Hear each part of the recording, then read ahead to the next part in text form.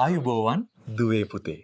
ඔන්න අද අපි කතා කරන්න යන්නේ ශිෂ්‍යත්වයට ඉගෙන ගන්න ඕන ප්‍රස්ථාපිරුලක් වන ගඟට ඉනි කැපුවා වගේ කියන ප්‍රස්ථාපිරුලයි. ඔන්න අපි පුංචි ලස්සන කතාවක් හදලා තියෙන මේකට.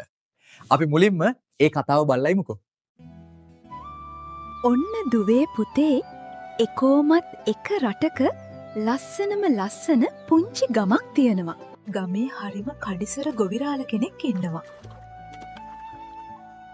ගොවිරාල කඩිසර වුවත් එයාගේ පුතා නම් හරිම කම්මැලි ළමෙක්. දිනක් ගොවිරාලට ඉනි කිහිපයක් අවශ්‍ය වුණා.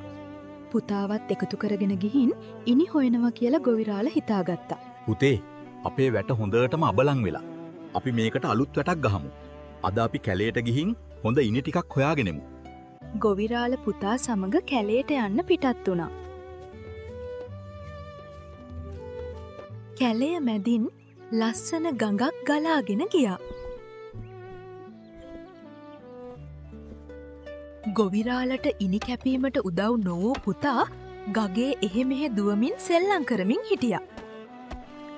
කොළුවෝ මං කපාපු ඉනි ටික මිටි බඳින්න. ගඟේ සෙල්ලම් කරමින් හිටිය පුතා මිටි බදින ගමන් ගොවිරාලගෙන් මෙහෙම අහනවා.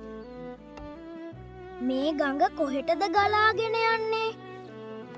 කේන්තිය වැඩිකමට ගොවිරාල මෙලෙස පිළිතුරු දෙනවා. ගඟ ගලන්නේ අපේ ගෙදර ගාවින්.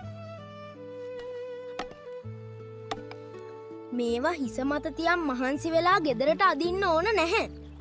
ගඟ ගලන්නේ අපේ ගෙදර ගාවින් කියලා තාත්තා කිව්වනේ. මේවා ගඟට දැම්මනම් අපේ ගෙදර ගාවින් ගොඩට ගන්න පුළුවන්.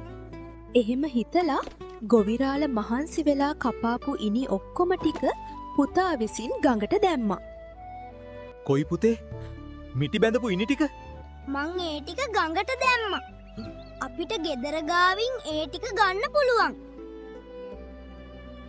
මහන්සි වී කළ ක්‍රියාවේ කිසිම ප්‍රතිඵලයක් නොලැබුණු බව ගොවිරාලට තේරුම් ගියා. ගඟට ඉනි කැපුවා වගේ කියන ප්‍රස්ථාපිරුලෙන් කියවෙන්නේ මහන්සි වී කළ ක්‍රියාවකින් ප්‍රතිඵල නොලැබීමයි. ශිෂ්‍යත්වයේ විශිෂ්ටයා රසික වික්‍රමරත්න 2 3 4 5 නව පන්ති ආරම්භයි.